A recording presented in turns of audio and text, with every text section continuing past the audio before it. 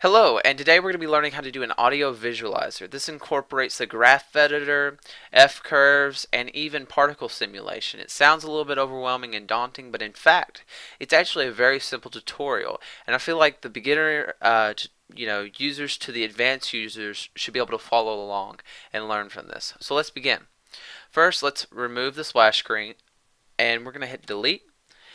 And delete it. You can also hit X on your keyboard, hit Shift A, go to Mesh, and select UV Sphere. We are done. That's the only modeling that we have to do. The only 3D modeling, like the best 3D modeling job ever.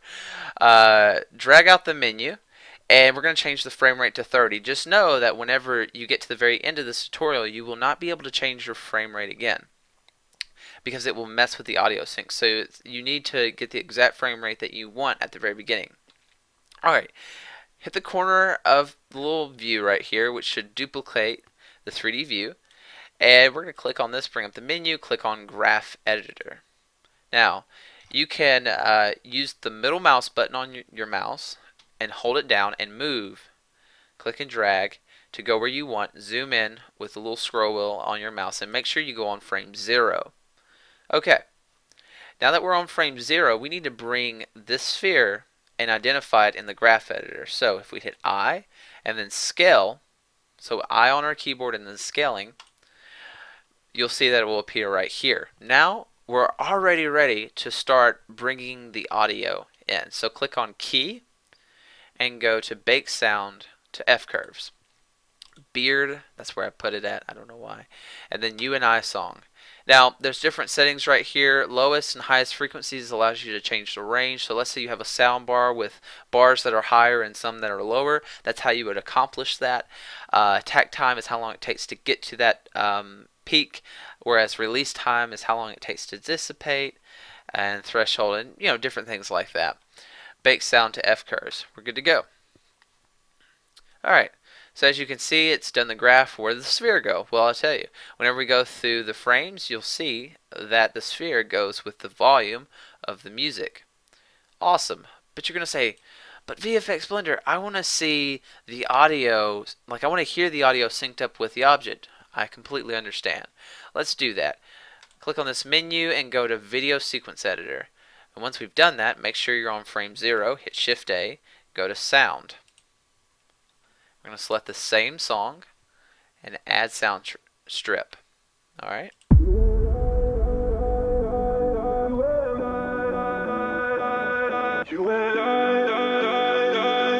Perfect. Now, as you can see, it starts at frame 1 and it ends at 250. Well, I know that from the last project that I did, whenever I did this, it was 2,586. Okay. Quite a long shot. Now once we've done that, we're all set up for that. Let's click on this corner piece and bring it up. Alright. The very next thing that we need to do is go over to our shader tab and hit new, and then go over to Blender Render and change that to Cycles Render. And you can hit use nodes. Alright. So we've created a diffuse, hit preview to preview what we're looking at. I know that we're going to use refraction. And refraction kind of looks like glass, but the only difference is it has different properties added to it. We're going to keep everything the same and we're all set up. Okay, after we've done that, we're just going to go through the shot. Seems to be working.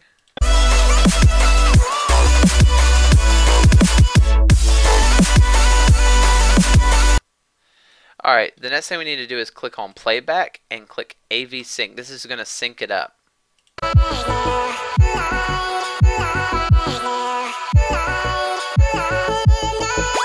Perfect. Everything's working marvelously. Alright, after we've done all of that, we need to go into here, click on the modifiers tab, which is the wrench. Add modifier. And we want to create a displace modifier. Alright, now what displace does is we want the distortion on the sphere because it's moving up and down. But I want it to have a little bit of distortion to it. And so we can accomplish that through a displace. And you'll use this all the time on different projects, I promise, most likely. Like I'm pretty sure that you're gonna, I'm not gonna promise, but I'm pretty sure that you're gonna use this a lot once you realize it exists. So we're gonna create a new texture, and we're gonna go to our texture tab now, and it's select to image and movie. We're gonna change that to distorted noise. Now look, it automatically changed the geometry of the sphere. So let's click on distortion and do 8.3 because it's just different values that I figured out. 0.3 that I've already predetermined. Go to the wrench tab, which is the modifier tab, and we're going to change the strength to 0.4. Okay, looks a little bit better, but as you can see, there's not much geometry, not very many vertices in the shape. So we're just going to add another modifier. We're going to do subdivision surface, and it just has a smoother look now. As well as we can go to shading underneath our under the tab tools tab and make it smooth shading. Alright, now that we've kind of made it have this weird morphed effect, let's hit play. Now, even though it's moving, it's still keeping its same form. So you might ask, well, how are we going to make it where it changes shape, and moves? Well, I know exactly how we're going to do it. Good question. Glad you asked. How we accomplish this is through the texture coordinate. And you can actually change the coordinate of the texture is determined by different values, but we can actually apply it to an object. And so let's create that object. So we're going to hit Shift A, go to plane, and we're going to bring this plane out of the shot. So we're going to bring it up here, and we're going to make it where it's out of the way. Now, right click on it, hit I, and then scaling. We're going to go to our graph editor, and as you can see, it's right here. We're going to hit key, bake sound to curves, and select the very same shot. Okay, 3D view. Now, as you can see, let's go back to our graph editor. I figured out what I just did. Okay, we made a mistake. See, this is good that I'm making mistakes on camera because this will help you to not have the same mistakes. Make sure you're on frame 0. Whoops. Go to key and then click on bake sound to curves again and just select this, bake sound to curves. Now it should work correctly. Wait. Alright, I figured out exactly what we did wrong. We need to make sure we have scale selected. We're going to hit Shift and hold down X, Y, and Z. And then we need to make sure that we're on frame 0. Earlier I was on frame 52, so that's why that didn't work out correctly. Bake sound to curves, UNI, bake sound to curves. There we go. So now it should work splendidly. Let's see. So now that we've done that, you'll notice that it's moving with the object that we have down here. So now that we have this object created up here, we're going to go to our audio visualizer and select the plane that moves. So whenever the scale moves back and forth with the sound, it's going to actually change the texture coordinate. And I'll illustrate this by, watch this. If I move this, you see how it moves the texture on the actual sphere? So now that we've created the movement up here of the plane, it's going to actually change the movement of the audio visualizer. Perfect. That's what we want. So hit 0 on your numpad, or you can go to view and then go to camera. But once we're in the camera, we're going to hit N on our keyboard, and we're going to scroll down and see where it says lock camera to view. We're going to move the camera to where it's right in the middle looking at it. I'd say right about there. And I'm using the middle mouse button to kind of position it, and shift middle mouse button allows you to kind of like pan it around. Okay, unlock camera to view, and I'm going to add another plane. This one's going to be the background. Let's see, I'm just going to like rough position it where it needs to go. Alright, and this is kind of a messy job if you ask me. I wish I would have done this better. But yeah, 0, and I'm hitting R to position the plane where it needs to be. So there we go, positioned, and then S and then X. And I'm going to bring that out. S and X again to kind of position it where it needs to be. And then I'll tell you what, we're going to make it where it kind of scrolls a little bit more this way. Alright, perfect. Let's kind of scale it in. And we just need to kind of play around with it until we get it where we want it. Okay, the next thing that we need to do is we need to apply a texture to it. So hit New, and then go over here and click this button, do Image Texture. We're going to go to the beard folder, and you can also hit this button to actually see what you're looking at. This is a free image that I'll leave a link to in the description. Open image, and you won't see anything if you hit render yet. And the reason why is because we've got to add a texture coordinate. So click on this, go to your node editor. We're going to hit Shift A and go to Input and go to Texture Coordinate and bring Generate it to Vector, like so. Now it should work, but if we render it out, you'll notice that everything's black, which we won't. I just need to show you how to correct it. Go to World and make sure the color is set to bright. And the reason is so that whenever we render this out, the background is white, because if it's black, watch what happens. You can't see anything. So everything's white. We're going to hit 0 to go back to camera, and this is the start of a really amazing scene. Everything's great. Now, what's the next thing we need to do, you might ask? And you can kind of move it around just to kind of see what it looks like. It looks really cool.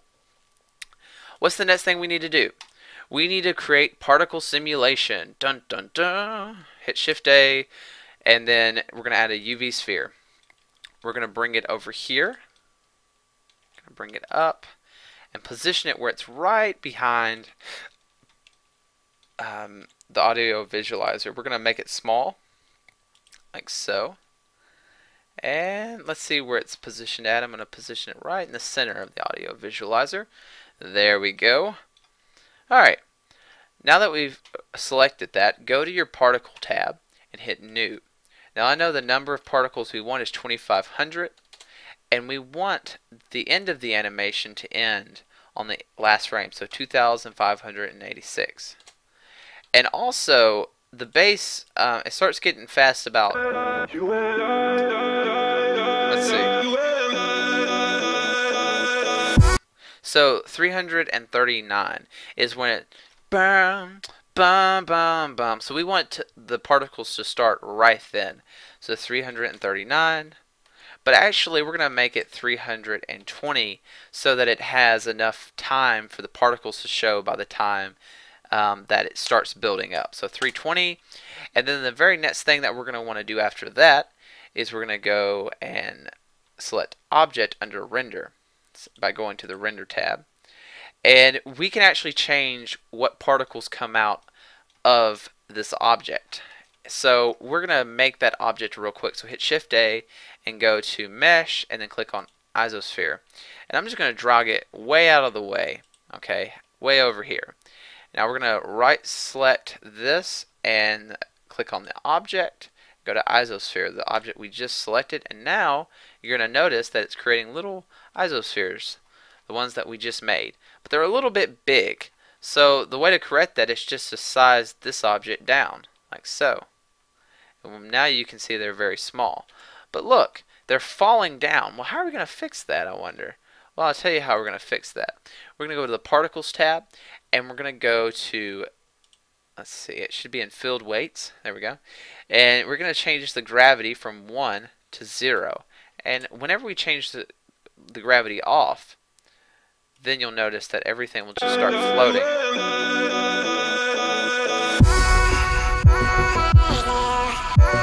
Awesome. Now we need to make the lifetime. See how it ends once it gets past a certain distance? We need to make the lifetime 200. And that's just the value that I figured out was the best. So let's see how it looks now.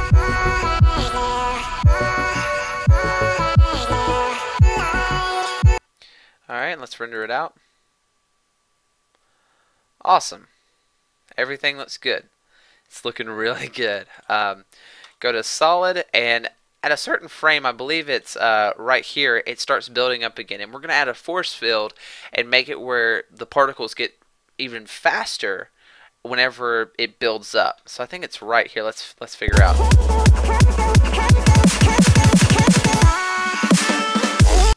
There it is. So I'm going to say a little bit right before it, right there.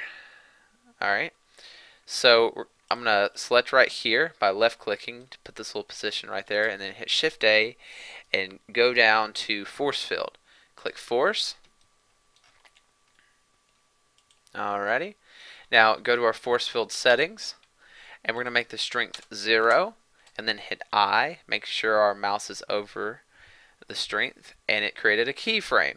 Now we're going to go over one more frame, and we're going to make it 10. So now, once it hits that frame, it's going to get super fast. So let's see if it works. Perfect. As you can see, it got really fast whenever the music sped up. That's exactly what we wanted. After that, I'm pretty sure there's not really much anything else we need to do. I just remembered though that this object right here, sometimes the particles can kind of go through it. It looks kind of bad. So we need to add a collision and make sure that it will kill particles, so that any particles that touch this will instantly just disappear, instead of going through it and coming out on the other side, which doesn't make any sense because this object is supposed to be in front of the particles, not behind it. So we're pretty well set up to go. Go to your render tab. Make sure, for me, I have GPU selected. You can change this to 50 to 100%, whatever you choose. 100% has a better quality. Output, we're gonna, for me, I mean, you can do an image sequence, which is a PNG, but for me, I'm gonna do an MPEG and go to encoding and do an MPEG 4. We're just setting up the file format for the video, and this is fine. Audio, we have to select an audio codec for it to show, and we're gonna do MPEG 3, and it's gonna sync up the audio that we put in the video sequence editor with what's going on right here. And let's select right here, and I'm just going to put this in beards, and we're going to call this output tutorial. Alright, accept. Okay, so it's going to call this video tutorial in the output. And that's basically how you do it. A little other small notes is sampling.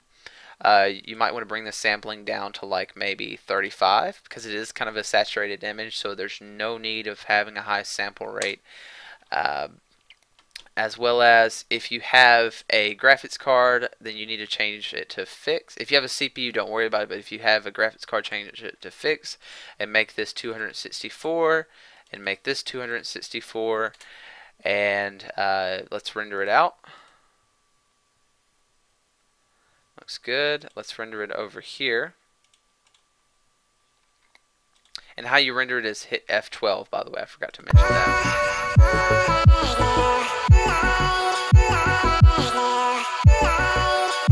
Okay. I'm going to render this out.